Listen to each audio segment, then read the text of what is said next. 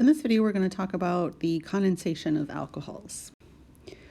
The condensation reaction, if you notice, the reagents look very similar to what we just saw with the dehydration of alcohols. The key difference is the temperature. So the dehydration reaction occurs at 180 degrees. The condensation reaction will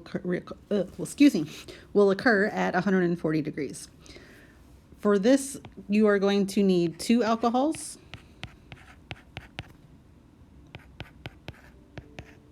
They can be the same or different.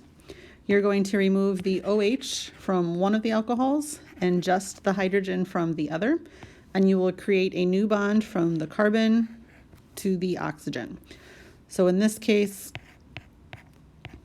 that carbon, this is the new bond to the oxygen atom, which then is attached to the other carbon chain. Let's look at a specific example. So I need to remember that I have 2 of these alcohols. I like to kind of draw them as mirror images because it helps to visualize how the product is going to be put together. Now it doesn't matter which hydrogen and which oxygen groups you remove.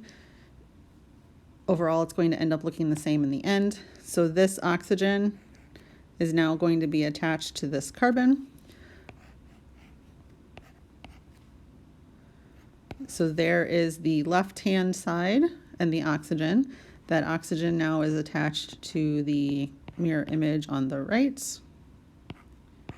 And there is the final answer. Let's go ahead and pause the video and see if you can draw the product for this second reaction. So here is the product of the second reaction. And all of this kind of looks just like the original structure up through the oxygen. I remove the hydrogen, and then I add the exact same carbon group to the other side. In both of these cases, a second product that is formed is water. So the hydrogen from one and the OH from the other does form a water molecule.